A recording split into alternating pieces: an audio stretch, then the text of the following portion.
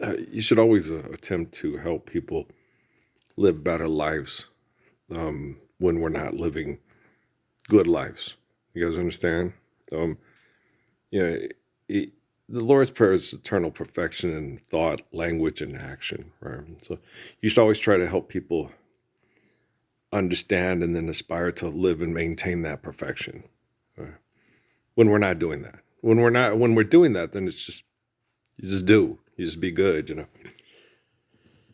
And being good is good, and being denied good is wrong. I was sitting there watching some of Robin Hood, Disney one, stuff. They have the advertising for the planes.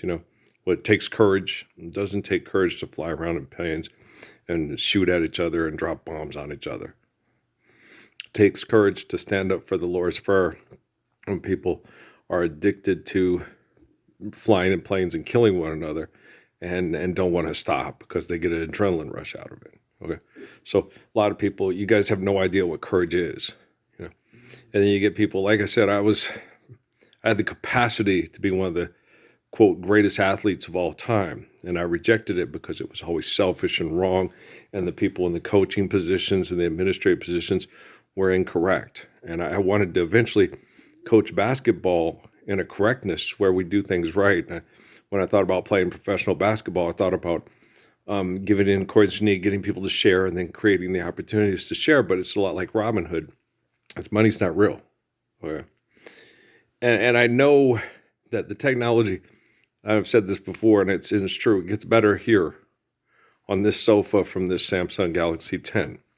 I don't need a new camera with new upgrades and stuff like that. I just need to be the thoughts, words, and actions of the Lord's Prayer, and then let the technology collect all the evidence and then correct all the egregious behaviors. So I know what I'm doing. I'm certain that's what all those stories in the Bible and the Quran and stuff are about. And Nina Simone's Sinner Man, all on that day. And when that day comes, you're not going to be able to go back in time and say, I wanted to be like Abraham and not one of the disciples of Hitler. Well, he can't be a disciple. One of the minions of Hitler. I wanted to be a disciple of Abraham and Jesus and not a minion of Hitler, right? And I didn't want to be a Hitler and then create my own little Hitlers.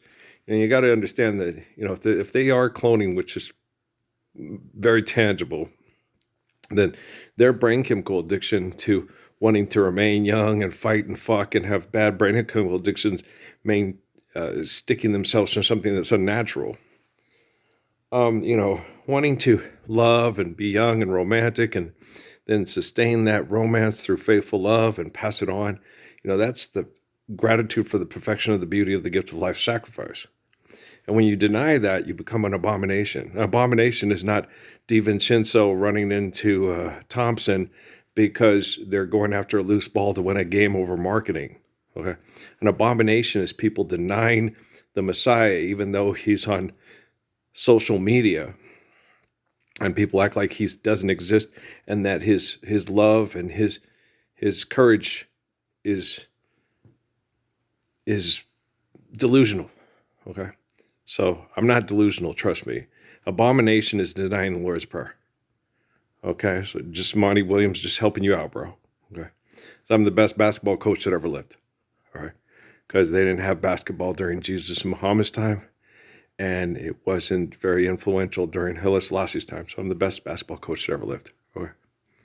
All right. I love you. We'll be back.